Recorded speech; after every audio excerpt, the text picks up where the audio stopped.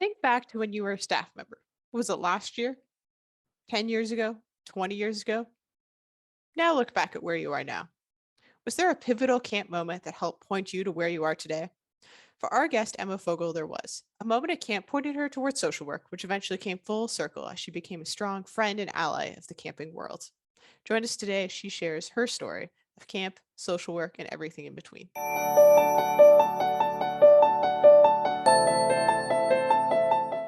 Welcome to Beyond Camp, where we explore the intersection of camp in our lives. For too long, camp professionals have referred to camp as being in a bubble. We're here to burst that bubble with you today. We know that camp intersects with every aspect of our lives, and we're excited to delve into those. I'm your host, Rachel Kent, and my pronouns are she, her, and we're here to go beyond camp with you. As a reminder, please subscribe to this podcast wherever you're listening today, and be sure to check out the show notes at gocamp.pro/beyondcamp. I'm thrilled today to introduce to you our guest, Emma Fogel. She's a registered social worker with a Master's of Social Work from the University of Toronto and has a private practice in Toronto where she specializes in supporting kids, teens, young adults, and parents through challenging life moments. She's a cognitive behavioral therapist with additional certifications in generalized anxiety disorder, obsessive compulsive disorder, post-traumatic stress disorder, and pediatric grief. And in addition to all of her wonderful work there, she also provides mental health informed trainings and webinars for educational, recreational, and corporate groups throughout Ontario. I know Emma through her work with the Ontario Camp Association for the past 3 years, where she's offered great pre-camp mental health trainings, supported camps throughout the season for campers and staff. And most importantly, I'm going to say for this podcast, Emma holds a special place in her heart for camp. She attended both day and overnight camp for over 20 years, even met her husband at overnight camp. So welcome, Emma. We're so excited to have you here today. I am so happy to be here. Thank you for having me. This is a special episode for me because Emma and I have sort of orbited around each other, circled each other in the camp world, but we haven't had a real chance to connect. So I'm thrilled to be connecting today. And I'm excited to chat with you tonight, Rachel. Very excited. Great. Well, today is all about Emma's story and how camp has impacted her work that she does now, her work directly with camp, and her more like camp adjacent work. So Emma, we like to start every episode by asking folks how they identify, and this can be whatever that means to you. So I'd like to ask you, what words do you use to identify yourself? I identify, if we're going broader level, I identify as a wife, a mom, new mom. I identify as a daughter, a sister, a friend, a social worker, and the pronouns I use are she, her. That's also how I identify. So you can call me any of those. Fantastic. And those are all, that's really fascinating to me because a lot of those identities are probably changing and have come into your lives at different points. And you said before you got on here that you were excited to use a different part of your brain to chat here. Yes. So that's exciting as well. Yes, I've been in newborn world, I would say, for the last 2 months tomorrow. So to sit here with you and actually sort of put on my social work / camp hat for a second is a total treat. So that's sort of how I'm going to identify with you tonight. So, well, thank you. Before we go on, I'm curious if you'll share just a little bit about your camp history. Your bio said that you met your husband at camp, which is exciting. I did. So mean, I remember I attended camp pretty much as long as I can remember, and in advance of this, I actually was speaking with my mother to say, like, when was the first time that I ever went to camp? So I attended day camps, Camp Crestwood, actually, in Toronto. I believe I was the age 5 years old. And then pretty much, maybe even younger. And then I went to Camp Winnebago, which is an overnight camp from the age of 8 onward, where I was a camper all the way through. I was a CIT, I was a counselor for various units, and I was head staff there as well. So that's sort of where the majority of my camp career was. And there I did meet my husband, and the girls that I went to camp with are still my best female friends today. I lived with them at university. So camp is very intertwined in my life, past, present, and future, I think.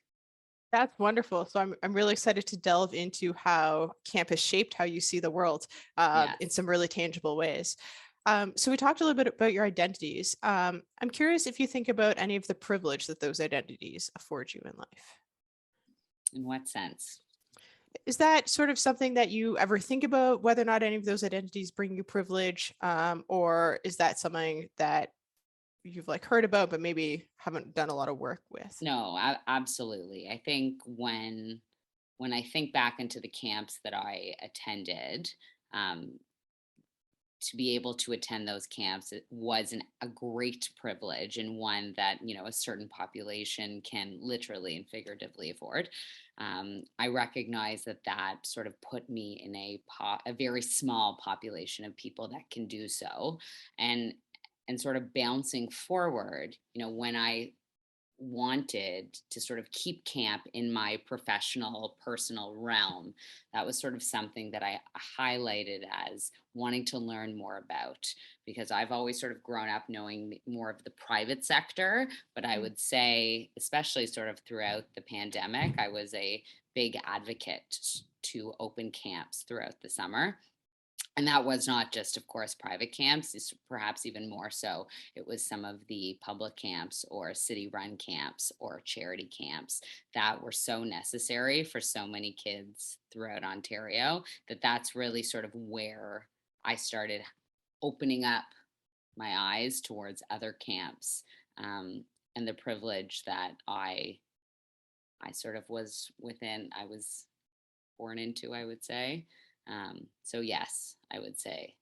Fair enough. And thanks so much for sharing how sort of your views on that shifted and adapted. Because I think, Mhm. the pandemic changed a lot of our perspectives on a lot of things. And there was a lot of learning that was done individually and as a society. Um, and I think that that piece about the privilege of camps, that certain camps might hold over others sometimes, but also the importance of camps to different demographics. I know I often thought about like camps reopening. I thought about the importance of day camps for offering childcare. Like, I was in Toronto at the time during the pandemic, and I was like, that's where a lot of folks go for childcare for the summer, so that That's right. parents can continue to work. So, It's so true. And I find also, with regards to the privilege of some of these kids, day camps, overnight camps, even being able to just go on sort of a camping trip for a weekend through some of these various camps, it's how these kids learn how to socialize. And I know we'll sort of get to that later in the podcast, but it's, I think, sort of in my professional life throughout the pandemic, it really demonstrated how essential camp is, and what the camp, no matter what type of camp, what it can offer to kids and adolescents and youth in sort of their development of emotional regulation and social skills and overall sort of sense of self. So without having camp, no matter what the camp was, that camp offers a huge development piece and privilege to all of us. So I know we'll get to that down the road, but absolutely. But for folks who are listening, this is why Emma was such a big part of helping to get and big advocate for helping get camps open in Ontario, because she speaks so well about it. Um, thank you. so you talked a fair bit about your time at camp, and camp obviously runs deep and was part of some of those really monumental years for us when we were growing up. Um, and you currently work as a therapist, as a social worker. How did your time at Yes. camp, if it did at all, influence your decision to enter into that profession? Truthfully, it was the reason why I Really? decided to be a social worker. So I remember, it was the year I was head staff at Winnebago, and I was actually working with a child whose mother had passed away from cancer right before the camp season. And so it was the first time, sort of at camp, that I was doing a lot of pre work in advance of the summer and really getting to know the family system, how to support this child, what we as a camp staff could offer for this child, and sort of looking at her emotions and looking at her self-esteem and looking at her process of grieving. And I remember taking a step back and going, wow, you know if I could do this for a living, I feel like that would be a really good fit for me, because to be able Mm, to sort of help children and help young people where they're at in a setting such as camp that is full of play and independence building, and sort of when you're with your peers, I just thought, I have goosebumps when I talk about it, because I mm. just think it is so incredible to give children and youth the opportunity to do that. And in that moment is when I said, oh, I think I need to help children not just at camp, but I think I need to sort of turn this into my job. So it was after I was head staff at Winnebago that I decided to pursue my Master of Social Work. Where I throughout sort of specialized in working in pediatrics and adolescents, but in more of sort of a healthcare setting. Mhm. I worked in various hospitals. I had placements at various hospitals and a practice in the city of Toronto that specialized in trauma and brain injury and grief and post traumatic stress. And sort of from there, um, just to sort of jump forward, I would say that I started missing the camp piece. So once I actually became a social worker and was working in various sort of sectors throughout the city with different populations, I missed camp. And tried to find a way to bring camp back into my everyday. And that's when I started offering pre camp trainings and speaking at the Ontario Camp Association because I felt it was really important, as does the OCA and so many camps that I work with. It's really important to educate camp. That is such a formative place for kids and youth and adolescents to be well versed in mental health and how to support kids like the young child that I was working with when I was head staff who had lost her mom. I felt it was time that camps really were trained in what to do with mental health. And so that's sort of how I came full circle of when I realized that social work, you know, sort of camps brought me onto social work. And then once I became a social worker, I wanted to go back to camp. So I tried to sort of bring them together. I love that. There's a few things I want to pull out of that. But I think one is that it's always really powerful to have somebody come speak to staff or work through different issues that folks are facing at camp that understand the context of camp. It's not that we can't explain it to somebody who doesn't, but there's so much nuance to it. And there's so much that, caught up in camp that somebody who's Mhm. been there and walked through that just has a different level of understanding. I think often our staff understand that as well. Um, I think it's so special that you have a moment that you can look back on and be like, this is what really moved me forward and pointed me in that direction. And I think this is one of the reasons why we want to tell people stories is because I think there's a lot of folks, young folks especially, who spend time at camp and they're like, oh yeah, I enjoy camp, but like, how do I connect it to what I want to do Mhm. next? What inspiration can I draw from my time at camp? Because I can't spend the rest of my life planning wide games, and maybe you can't, but maybe you'd actually I love to plan really cool wish. events. Like there's lots Yes. of great connections there. Exactly. Exactly. It's so true. And truthfully, it was this podcast when was thinking about, how when did I sort of decide to become a social worker? It was absolutely because of camp. And when I reflect on it, it was because of to be at camp, right? And the context and the community that you mentioned, it is such an intense nucleus to be a part of camp. It's intoxicating, or I personally found it intoxicating that you become a part of this very intertwined world where you're surrounded by people at all times and it can create lots of amazing life milestones, and it can also be very challenging for a lot Yep. of people, right? To be away from family, whether it's day camp, a weekend, or overnight camp, to be surrounded by peers at all times, to be outside in nature. Camp can really throw a lot of people out of their comfort zone.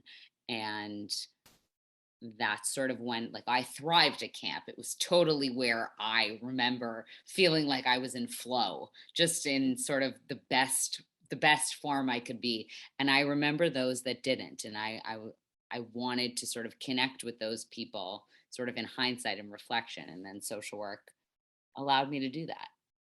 That's really neat. I think camp also gives young folks a really neat opportunity to explore different things. Like there aren't a lot of Yes. other jobs that you would have as a young person where you would spend time working with a child who was working through those sorts of that phase of their life, and you were able to be there and be impactful without being a social worker. Absolutely, that And is a that's great point. and I think that that's really unique that you get to like test out all these different jobs. Not that you were playing social worker by any means, but you get to sort of delve into some of those fields almost in non-committal ways. Because if you weren't the right person for that, the camp director a good camp director would see that and be like, you know what, actually, Emma, maybe you'd be better at planning events and we can like swap somebody else in there, but you have a chance to sort of dabble, which I think is really special as well.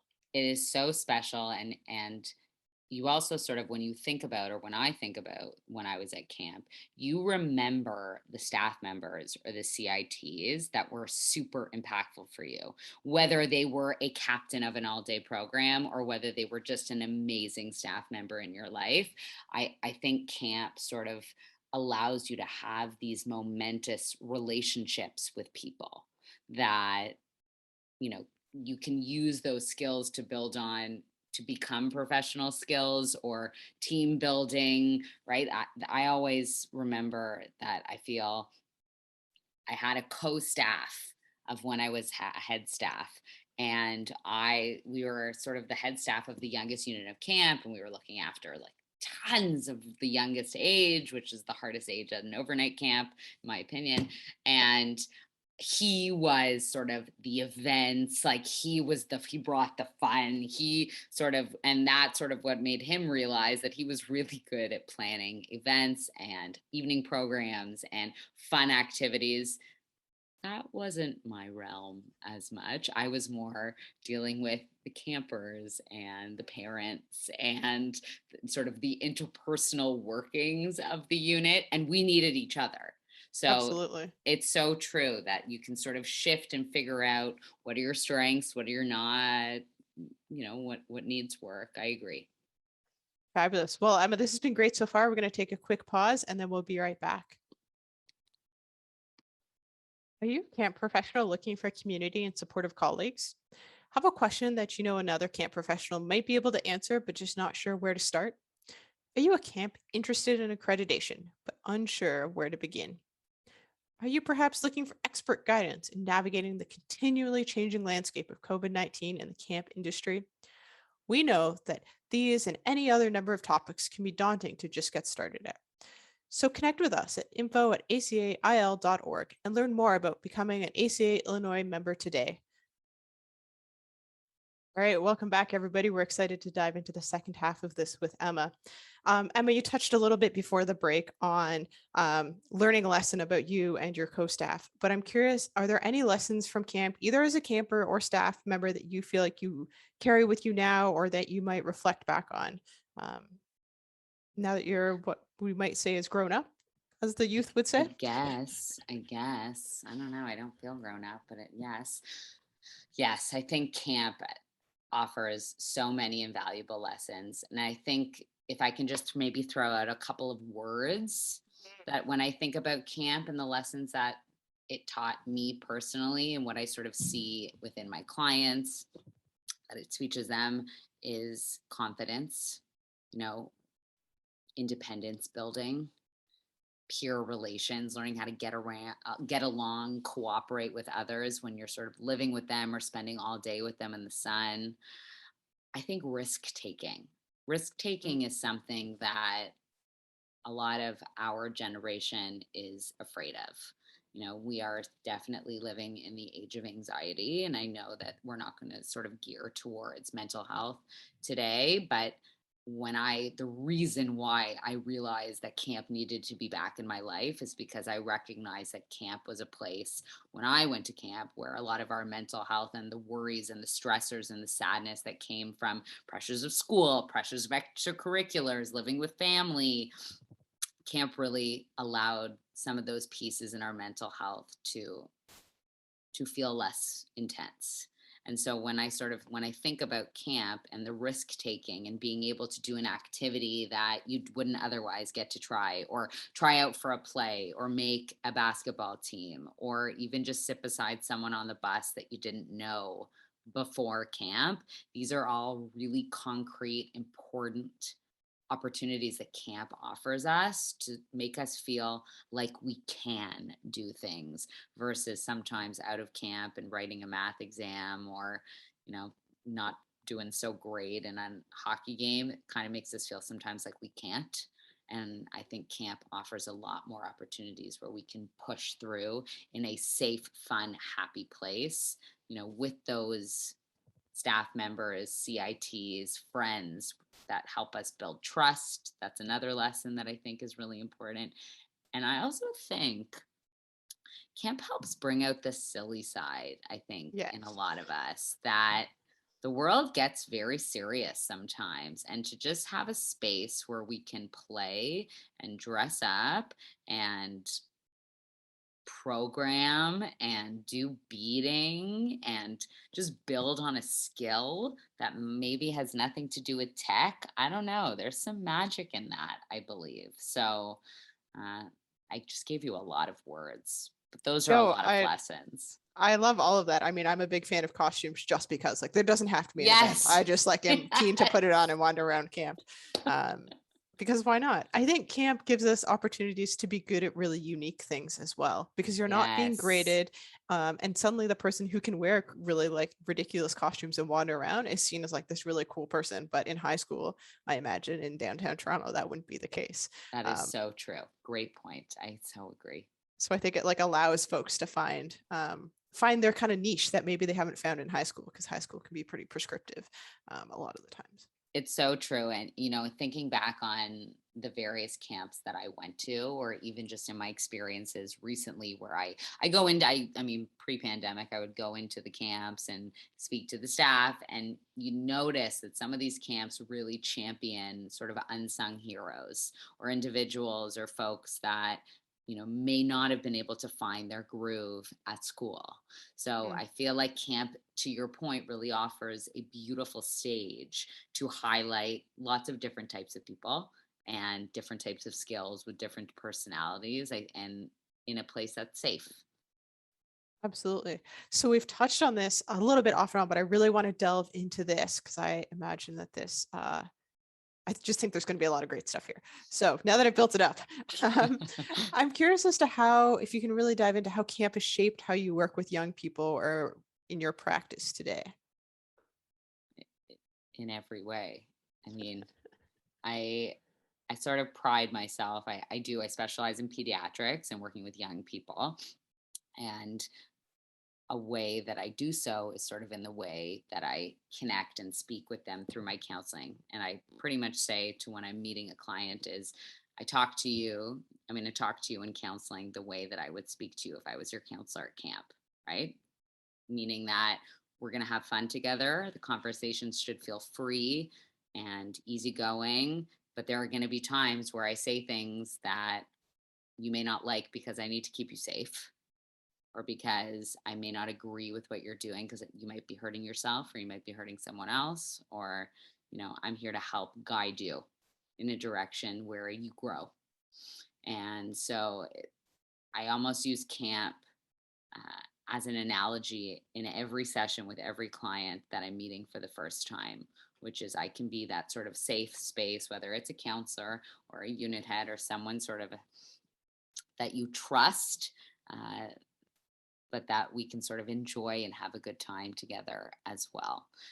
Camp also to understand the impact of camp and the world of camp, and that the dynamics that can happen within a cabin, or the fears or stressors that a kid can have before they're going to camp or going to camp. Canoe trips, I can't tell you the amount of time that I speak about canoe trips with my clients before camp, just to understand those true emotions that come from situations that evolve at camp. I think that also helps in sort of my ability to counsel and really connect with my clients on a deeper level. Like for me, that is true empathy. I really do understand that for some people, getting up on water skis is intensely anxiety provoking, Yeah, fair. right? Um, Or separation anxiety from parents and going away after the pandemic. So these are all things that sort of I would say I work with here and talk about on a daily basis. That's awesome. I like how you sort of related yourself to that role as camp counselor, because I think, the media really builds up therapists and social workers to be, depending on where you look, scary, to be quite honest with you. And I apologize because I don't mean that for that to be offensive, but I think that's a big word for a child to understand and a big concept that they might not be familiar with because their peers may not all be engaging with somebody like that.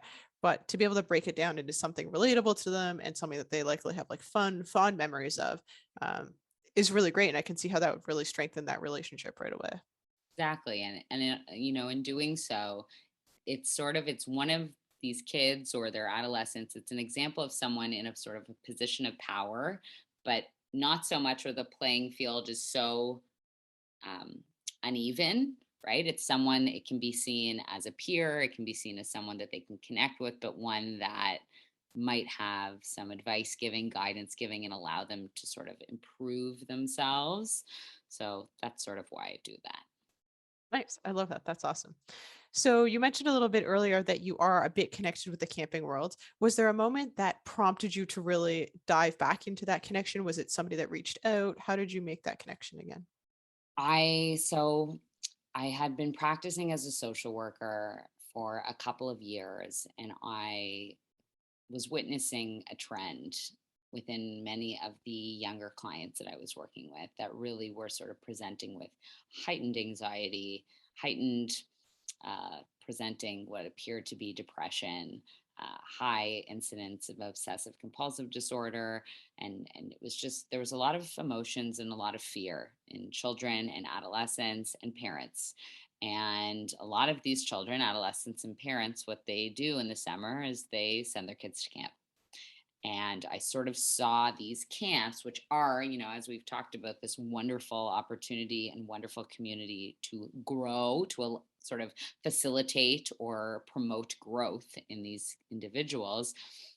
I really believed that there needed to be more education for the camps of what to do with this sort of huge population of kids that were coming to camp with heightened mental health, the parents who were sending these kids with heightened mental health, and also to sort of educate all around about the fact that camp could be an incredible opportunity and place for both parents and children to work through some of these tough, intense, negative emotions, the anxiety, the sadness, the stressors. Camp is a really safe place to allow these children to feel happier, more joy, more confident. So when I started wanting to bring the two pieces together, what I was seeing in my clinical work and sort of noticing that as my clients were going to be going to camp, oh no, I mean, the camp doesn't know what to do with the child who's highly anxious. How do we bring these two pieces together? And some of the camps that I work with already had outstanding mental health supports. Like, really, it was beyond impressive to me how these camps are really at the forefront of mental health care. And I wanted to be a part of it. That's awesome. I think that there's equally a lot of camps who maybe aren't quite there yet, but they're like, we want to be there. And how do we Hmm. get there? And how do we find somebody who gets what we do as well? Because it's when there's lots of incredible mental health professionals out there, but they need to understand the context in which you're dealing with, right? Like there isn't necessarily a Absolutely. ton of quiet space for an anxious child to go to because they're living in a cabin with what are now eight of their closest friends, like it or not. Exactly. um, It's so true. and so understanding that framework and operating within that is really important as well. So I love that you saw that connection and made that bridge. And I think um, the ability to draw folks in who've had that experience is really important. And for our listeners, I think it's also important to note that a lot of us, leave camp for whatever reason, because our passions pull us in different directions or life does, but that there's neat ways to make those connections later on in life. Like it sounds like you were away from camp for a while before you sort of wandered back to it. Absolutely. Absolutely. I mean, I feel lucky that my younger family members, I mean, we all went to the same camp. So if we'd ever get together and I sort of hear about all day programs or little things and the fact that my husband and I met at Winnebago, camp is a very intertwined part of our life. But to the fact that I've been able to bring it into my professional life is just a bonus. It's wonderful. Yeah. Yeah, that's awesome. So to anybody listening, if you think you have a skill that you can offer camps, I encourage you to reach out to your provincial or state camping association. That's my little plug there to because come join us. There's something for everybody.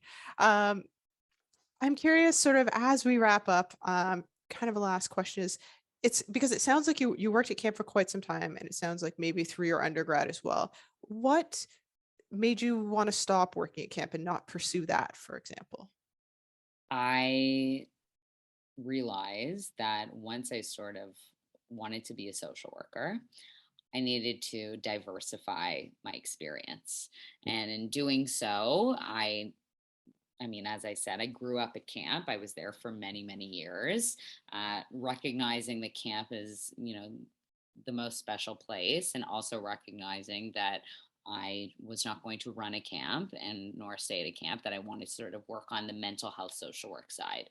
And so the reason why I left is I had to find other jobs and experiences to help diversify my resume and build my experience so that I could get into my master's and become a social worker. And I did just that. So I actually worked, funny, I sort of, I bridged leaving overnight camp, and I actually worked at several day camps at the same time as sort of volunteering and doing various opportunities with social workers and more within the mental health field.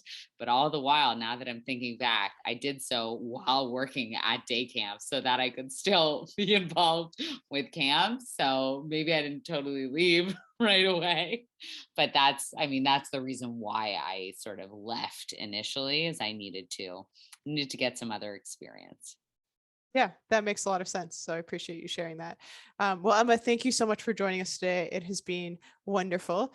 If folks want to get in touch with you, what is the best way for them to contact you? The best way is to look me up on my website, which is emmafogeltherapy.com. That's me. Awesome.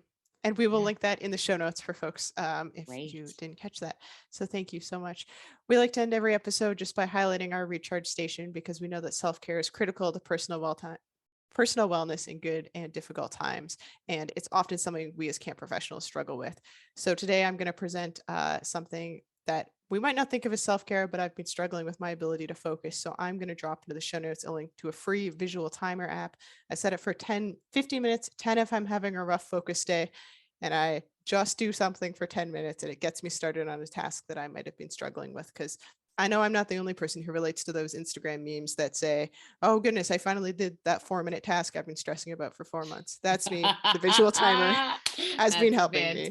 So fantastic. Very good. Very check out good. the show notes for that. Well, thank you everybody for joining us beyond camp. We hope that you were able to connect and reflect with us as we journey beyond the property lines and bring camp with us. As we wrap up, we want you to be able to reach out and connect with us. So you can send me an email anytime at beyondcamp@gocamp.pro. Once again, a huge thank you to Emma. We're so grateful for you sharing your story today and for all that you do for the camp world. Thank you for having me. For everybody listening today, please don't forget to check out our show notes at gocamp.pro/beyondcamp. A big thank you to Go Camp Pro for holding space for these conversations, to the team at ACA Illinois for making their sponsorship and support of this idea so that this can happen every week, and our producers Matt and Jotham for making us sound so good. Thank you to our listeners for making the time to listen. Your dedication allows us to keep moving forward. Beyond Camp is part of the Go Camp Pro podcast network. Check out all our other podcasts at gocamp.pro/podcasts. Go well and safely, friends. We'll see you next week.